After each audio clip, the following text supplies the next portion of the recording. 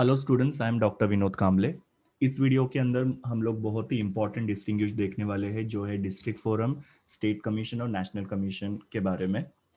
ना सबसे पहले मैं आपको बता दूं कि ये तीनों भी जो है वो कंज्यूमर कोर्ट्स है, जो अलग अलग लेवल पे काम करते हैं, जहाँ पे कंज्यूमर के डिस्प्यूट्स को रिड्रेस किया जाता है। कंज्यूमर के डिस्प्यूट्स मतलब क्या होता है कि सपोज किसी कंज्यूमर ने किसी शॉप से कोई गुड्स खरीदे और वो गुड्स के अंदर कुछ फॉल्ट निकला, और कंज्यूमर ने जब कंप्लेंट उनके पास लेके गए तो उन्होंने उसके कंप्लेंट को रिजॉल्व नहीं किया, तो ऑब्वियसली कंज्यूमर जो है वो कोर्ट में जाता है और वहां पे अपने केस को फाइल करते हैं।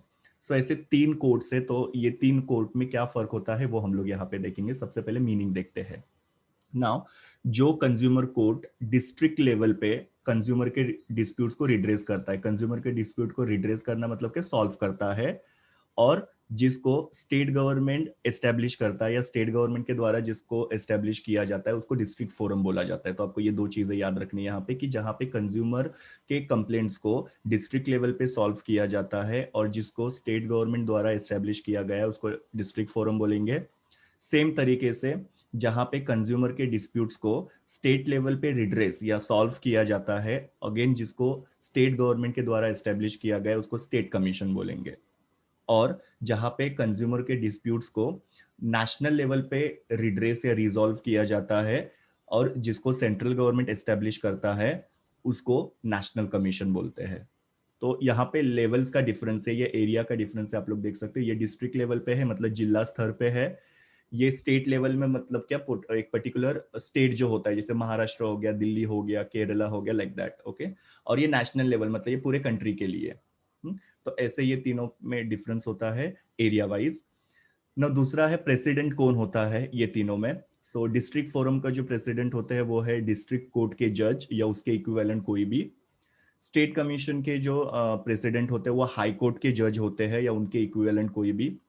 और नेशनल कमीशन के जो प्रेसिडेंट होते हैं वो सुप्रीम कोर्ट के जज या उसके इक्विवेलेंट होते हैं। इक्विवेलेंट मतलब क्या, उसके बारे में कंज्यूमर प्रोटेक्शन एक्ट जो उसके अंदर लिखा रहता है कि अगर सपोज पर्टिकुलर डिस्ट्रिक्ट के अंदर डिस्ट्रिक्ट जज अवेलेबल नहीं है तो उसकी जगह पे कौन बन सकता है, तो वो कंज्यूमर प्रोटेक्शन एक्ट के अंदर लिखा रहता है। बट अदरवाइज यहाँ पे डिस्ट्रिक्ट कोर्ट के जज जो होते हैं वो उसके प्रेसिडेंट, या स्टेट कमीशन में हाई कोर्ट के जो जज होते हैं वो उसके प्रेसिडेंट, या फिर नेशनल कमीशन के अंदर सुप्रीम कोर्ट के जो जज होते हैं वो वहां पे प्रेसिडेंट बन सकते हैं। ना प्रेसिडेंट के अलावा इन तीनों में कितने मेंबर्स की जरूरत पड़ती है, तो डिस्ट्रिक्ट फोरम के अंदर मिनिमम 2 मेंबर्स की जरूरत पड़ती है। अदर देन प्रेसिडेंट मतलब प्रेसिडेंट को छोड़ के बाकी और 2 मेंबर्स की जरूरत पड़ती है। सेम स्टेट कमीशन में भी होता है कि प्रेसिडेंट को छोड़ के और 2 मेंबर्स की यहाँ पे जरूरत होती है मिनिमम।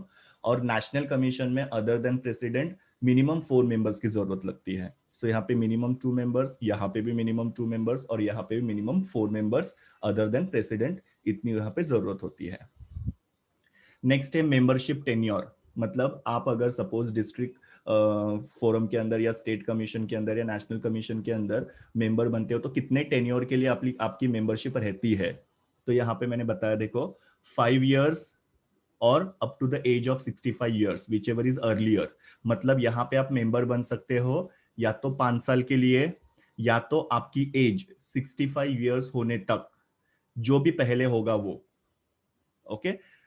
यहाँ पे भी सेम है कि 5 years या आपकी एज 67 होगी, ये दोनों में से जो भी पहले होगा तभी आप लोग मतलब तब तक आप यहाँ पे मेंबर बन सकते हो।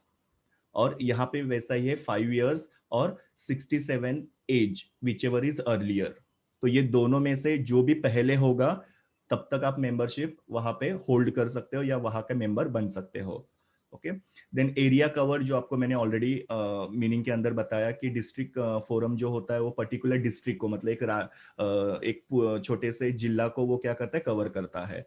स्टेट कमीशन जो होता है वो पर्टिकुलर स्टेट को या एक राज्य को वो कवर करता है, और नेशनल कमीशन जो होता है पूरे कंट्री को कवर करता है, ओके। सो इसका एरिया कवरेज जो है वो अलग अलग है।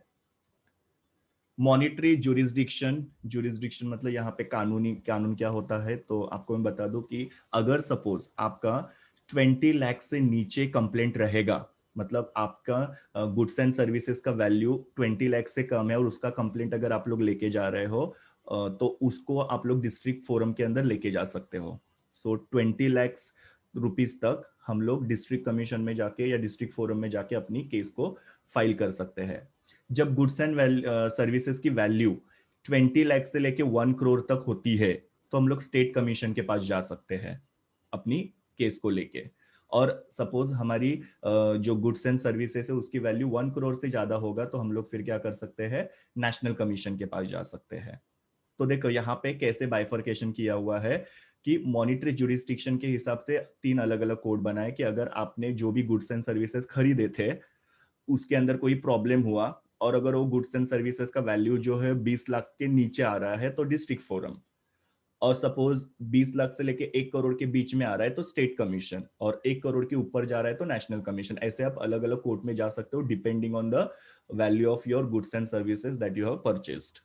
और अपील, अपील मतलब क्या, सपोज आप डिस्ट्रिक्ट फोरम से ने जो भी जजमेंट दिया है तो उसके अगेंस्ट आप लोग कहाँ पे जा सकते हो, या स्टेट कमीशन ने जो भी जजमेंट आपको दिया है उससे अगर आप सेटिस्फाइड नहीं हो तो आप कहाँ पे जा सकते हो। सो सपोज डिस्ट्रिक्ट फोरम ने जो भी आपको स्टेटमेंट दिया या जो भी वर्डिक्ट दिया या उन्होंने जो भी सुनवाई की उससे अगर आप सेटिस्फाइड नहीं हो तो आप लोग क्या कर सकते हो, स्टेट कमीशन के पास जा सकते हो। स्टेट कमीशन ने जो भी सुनवाई की उससे अगर आप लोग सेटिस्फाइड नहीं हो तो आप लोग नेशनल कमीशन के पास जा सकते हो। और नेशनल कमीशन ने जो भी सुनवाई की उससे अगर आप सेटिस्फाइड नहीं हो तो आप लोग क्या कर सकते हो, सुप्रीम कोर्ट में जा सकते हो। सो मतलब यहाँ पे ये भी प्रोविजन है कि इन केस अगर आप लोग उनके सुनवाई से या उनके वर्डिक से सेटिस्फाइड नहीं है तो आप लोग क्या कर सकते हो, नेक्स्ट लेवल पे अपील कर सकते हो। आप लोग आपके केस को जो है नेक्स्ट लेवल पे लेके जा सकते हो।